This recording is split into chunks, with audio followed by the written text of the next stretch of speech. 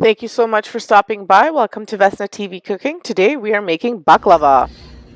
So for today's recipe, I'm making my mother-in-law's baklava. So for this, you'll need 200 grams of walnuts, 200 milliliters of yogurt. I'm using the Kirkland's Greek yogurt. Then 200 milliliters of oil, 4 eggs, and 200 milliliters of sugar. So your first step is to mix the eggs, yogurt, and oil in with the sugar, combine it and make kind of like a sauce. Now what I'm going to do is I'm going to slowly fold these eggs over. I use too small of a bowl right here, just so that I can kind of scramble them a little bit, and then I'll mix everything in and I'll show you what that looks like once I've put it all in.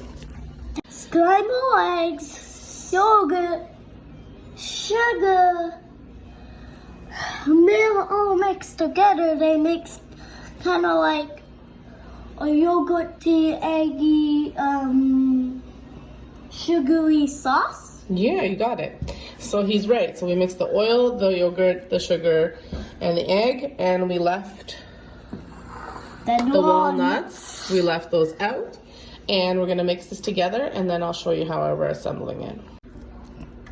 So obviously you'll need some phyllo pastry as well. I don't know about you guys, I don't make my own phyllo pastry. I would love to, but I don't.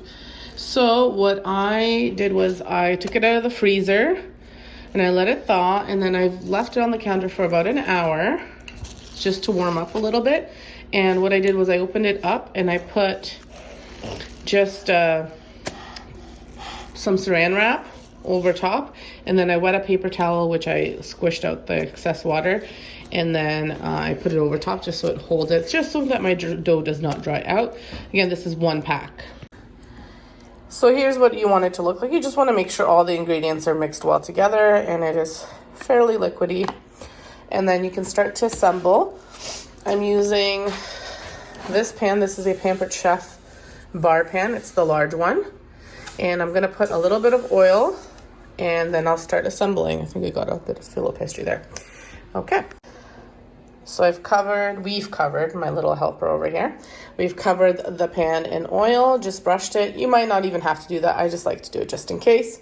And then we're gonna put 2 pieces of dough on the bottom. And then we're going to put the filling, like this sauce, on every 2 doughs. And then, on every dough, and then every second or third dough, you can add the walnuts. If that makes sense. I'll show you. 1 dough is 2 doughs? No, this is 2 doughs. So you put the 2 doughs here, and then probably a ladle will be great if you just put the ladle and or a spoon, and you just spoon it on here. And then I'm gonna put on the first layer, I'll put the nuts, and then I'll do 2. Then I'll put I'll do 1 sauce, and then another 1 sauce and nuts. Oh boy. Okay, so you can see I tried to cover everywhere. I tried to get into the corners here a little bit and everywhere, just to kind of make sure that it's not dry. I like a really wet baklava. I don't like the dry syrupy one, so this is a version of it. I'm sure this is not the traditional Greek or Turkish way to make a baklava, but this is the way we make it. Yeah. And so here I just kind of tried to spread it all over the pan, and I just kind of sprinkled the walnuts all over. You can add more or less to your liking. It's up to you. So here's my son adding the sauce.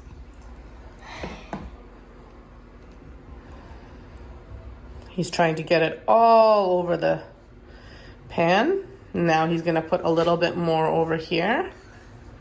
And then we're gonna just use our spoon to kind of spread it around. And you wanna do this very, very gently because the dough is gentle, and you're gonna do it all around the pan.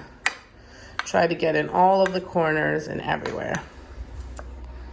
So I added another layer of the dough, and now I'll do the sauce and the walnuts. So remember, on the you're doing it every other one you want to do the nuts, or every third one you want to do the nuts. And so remember, when you're sprinkling them, you would just want to kind of get them all over so you don't have like a clump in the middle and then not a lot on the sides. And if you need a spoon, or use your hand to kind of move it around a little bit. I'm sprinkling it all. Good job, Gabby. So if you find that you're running low on sauce or running low on walnuts, make sure then when you're putting the sauce on, or the sauce, you're kind of just spreading it with your spoon like that and not adding as much as was at the beginning. It just depends on what you think you're going to need and how big how many phyllo doughs you have in there and how many of them fall apart. So I had 2 that kind of ripped, but they didn't rip a lot, so I still wound up using them, but kind of figure that out. And the trick with this is you kind of find out how much you want to be putting depending on how soggy you want it to be, I guess, how wet you want it to be. So just kind of play around with it. I've done it in the past where I've alternated. So on one of the layers, I put the sauce on the outside. On the second one, I put it in the middle. And then I've done it where I've spread it. So I just kind of alternate, and it seems to work out. So I just wanted to show you, if you are using your spoon to kind of spread it, just make sure you're doing it really lightly because you will rip it. So just in case it's happening to you guys, you could try and use a brush or just do it really gently and just kind of like drizzle it over. That might be easier. So this is the last layer with the layering of those sauce and walnuts. Then you want to leave 3 doughs. So I've left 3 doughs, and you're going to put those on the very top. You're going to put the rest of whatever you have left over of your sauce over top. And then you're going to just sprinkle a little, just maybe like a tablespoon of sugar over top. And then you're going to bake it in the oven for about 15 minutes on 350 degrees. This depends on your oven. You want to have the dough turn like a yellowy color. It's kind of white now, as you can see, so you want it to be a yellow color. Okay, so I said 1 tablespoon of sugar. I'm going to say you need two generous tablespoons of sugar, and then you're just going to sprinkle it all over top. So you can see the sugar there. And I forgot to mention, you're going to cut this into however you want your pieces to be. You're going to cut it before you bake it, and you're going to cut it like in the same grooves after it's been baked. And that way all of the juices will kind of go everywhere. So I'm going to do straight lines this way, and then I'm going to do kind of like a diagonal line. So then when you're cutting, I decided not to cut diagonally. You're kind of going in and out, in and out. Don't go like this because you're going to rip your dough. If you want to do this before you put your last layer of liquid on, you can do that as well. Your hands won't stick as much to it, but you still have to be careful. Just be careful. Okay, and you can see I've cut the straight lines, the horizontal and vertical lines this way, kind of like a checkered pattern, in the oven, again, for 15 minutes. Or more at 350 degrees, just keep an eye on it depending on when it starts to get yellow. So now, once your baklava cooks, you need to make the syrup. Both need to cool off a little bit. So I've taken the baklava out of the oven. I'm going to put 200 milliliters of sugar and the same of water. It's cooling off. I'm giving it extra time because I have the Pampered Chef stones. So the stones take a little longer to cool off, so they'll keep it warm a little bit longer. This is kind of what you want it looking like when it's done. It could be even a little bit darker if you want it to be darker, but kind of gives you an idea. And then I'm going to melt the sugar and water, just make it combine into kind of like a juicy syrup. You don't want it to be too thick, just so that the sugar is melted, and then let it cool off. And then you're going to pour it over top of this. Before you pour, you want to cut it down, but I'm not going to cut it down until this is cooling off.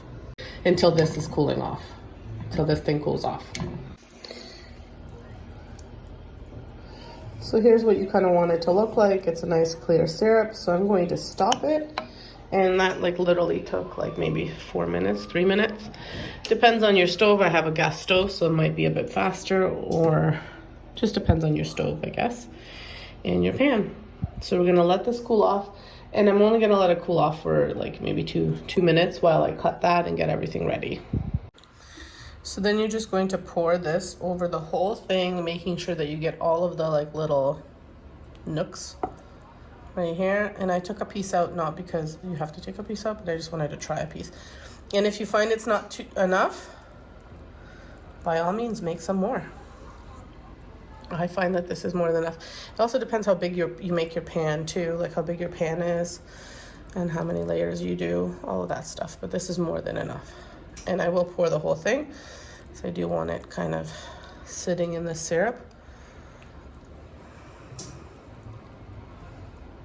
There we go. And I'm getting a little bit on my countertop too, excuse me. I forgot to put it in frame. There we go. And that's it. All done. Obviously, before you can enjoy it, you want to make sure it cools off completely. So let this cool off on its own. Don't touch it. Don't do anything with it. Just let it do its thing. It's going to absorb all of that syrup, so you can see how much is in there. So let it absorb it fully, and then you can eat it once it's done. I have some butter warming up here. Just in front of this pan, because the pan is still warm. And then it'll be for the next recipe.